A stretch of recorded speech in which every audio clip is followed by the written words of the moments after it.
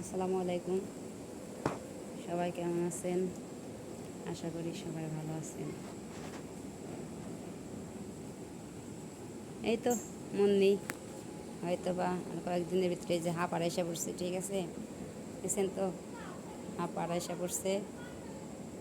এই তো কয়েকদিনের ভিতরে বাচ্চা দেব, কয়েকদিনের ভিতরে আল্লাহ বাচ্চা রাখলে বাচ্চা দেব।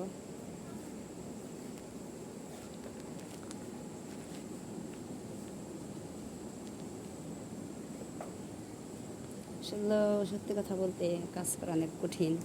যারা না পারে তাদের কাছে আরও বেশি কঠিন, ঠিক আছে? অনেক কষ্টের।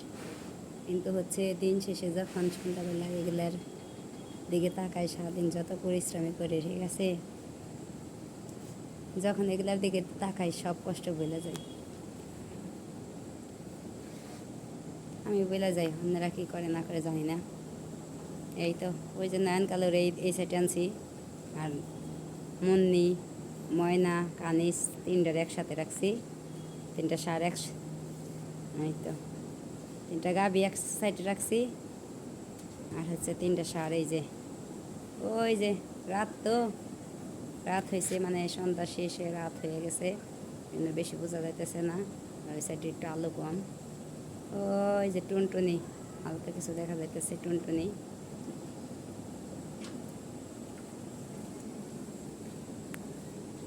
মানিক, অনেকেই বলে ভাই মানিক আসলে রাখা ঠিক হবে না। কি করার ভাই বলেন, মানিক রাখা ঠিক হবে না। এখন আমার কি করতে বলেন? আপনারা যেভাবে বলেন, কারণ আমাদের হচ্ছে লোক নাই। অনেকে অনেক মানে সুপরামর্শ দেন যে বলে হচ্ছে এইভাবে বিক্রি করেন, ওইভাবে বিক্রি করেন। আসলেও আমি এত যত্ন করে আরে পালি, ঠিক আছে? আপনারা যেভাবে বলতেছেন, আপনারা তো বলেন ভাই সহজ করে, কিন্তু আমার কাছে তো সহজ না। আপনারা বলেন অনেক সহজ করে, কিন্তু আমার পক্ষে এভাবে সম্ভব না। আমি টাকা পয়সায় সব কিছু তা না, তারপরে মানুষের মায়া মমতা, এটা তো বুঝেন। আমি এত ছোট মানুষ, এই পর্যায়ে চলে আসছি, আসলে এগুলোর প্রতি মায়া আছে বিদায় আর এত পরিশ্রম করতে পারি, ঠিক আছে? কেমনে আমি এটা আমার চোখের সামনে জবাই করে আমি মাংস বিক্রি করুন, ঠিক আছে? আমার পক্ষে ভাই সম্ভব না। আপনাদের পরামর্শ ঠিক আছে, কিন্তু আমার পক্ষে সম্ভব না। আল্লাহর কাছে আপনারা সবাই দোয়া করবেন, আল্লাহ পাক জানি আমার মানিককে সুস্থ রাখে, ভালো রাখে, এতটুকুই। আর আমি আশা করি মানে কেউ জানে আমার মানিককে কোরবানির জন্য ক্রয় করে, মানিককে জানি কেউ কোরবানির জন্য ক্রয় করে, এতটুকুই। এবার আমার পক্ষে এটার মাংস জবাই করে মাংস বিক্রি করা আমার পক্ষে ভাই সম্ভব না।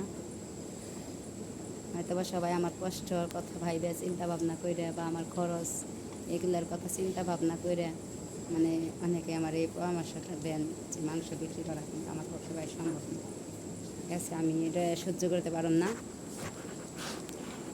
এই তো নয়নকালে ইনশাল্লাহ সামনে 2025 সালে, আগেও বলছি 2025 সালে নয়নকালেও নতুন আপডেট দেব। নয়নকালেও 25 সালে কী হয়েছে? তোর কাছে আসলেই তোর আদর করানো লাগবে না, নয়নকালেও, ঠিক আছে? এই তো নয়নকালেও ইনশাল্লাহ। রাত তো ভাই বাতিটা ওই যে ওই সাইডে, মানিকের ওই সাইডে, ওই এক সাইডে, দুই সাইডে তো বাতি না, এক সাইডে, এই জন্য বেশি বোঝা যায় না। আর এই যে আমাদের টুনটুনি, এই যে এখানে অন্ধকার শুয়ে পড়ছে, তো একটু অন্ধকার বেশি, সেটা বোঝা যায় না। তবে আল্লাহর কাছে সবাই দোয়া করবেন, আল্লাহ পাক আমার সবগুলা যেন ভালো রাখে, ভালো থাকে। এই তো খরচের ব্যাপারে অনেকে চিন্তা ভাবনা করে, অনেকে সুপরামর্শ দিতে চায়। আসলে দিতে চাইলে কী হবে, আমার পক্ষে সম্ভব না। আমাদের লোকও নাই যে ফাঁকি নিয়ে কিছু করব, আর হচ্ছে আমি ওইভাবে বিক্রি করব না। আমি নিয়ত করছি আল্লাহর কাছে কোরবানির জন্য হইলে হবে। আর আল্লাহ পাক যতদিন এটা রেজেক্ট রাখছে, হাজার চেষ্টা করলেও এটা কোনোভাবেই সম্ভব না। যতদিন আমার ভাগ্যে রেজেক আছে, আর হায়াত আছে, হায়াত রেজেক এগুলো সব আল্লাহ পাকের ইচ্ছা, আল্লাহই দেয় সব কিছু, আল্লাহ পাকের ইচ্ছা। তারপরে মানুষের কিছু করণীয় থাকে, ঠিক আছে? চেষ্টা তো আর কম করলাম না। তবে আল্লাহ পাক যতদিনের হায়াত রাখছে, রেজেক রাখছে, একজনের উসিলায় না একজনের উসিলায় থাকবো, এতটুকুই। এই তো মুন্নি আর ময়না যখন বাচ্চা দেওয়ার সময় হয়ে গেছে, ইনশাল্লাহ মুন্নিরও 15 কেজি মতো গেছে, এবার মানে দুধ গেছে, বিয়ানে দুধ দিছে।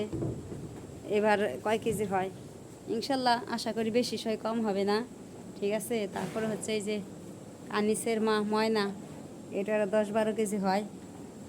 এটা ময়না অনেক বড় আকারে, কিন্তু দুধ কম হয়, কম হইলেও 10-12 কেজি ইনশাল্লাহ ভালোই, মোটামুটি একেবারে খারাপ না, ঠিক আছে।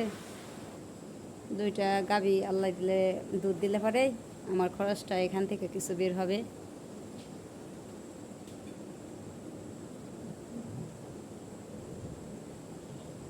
সবাই দোয়া করবেন আমি যেন একটু সামনের দিকে এগিয়ে যাইতে পারি।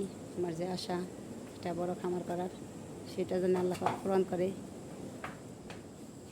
বিদ্যুৎ চলে গেল।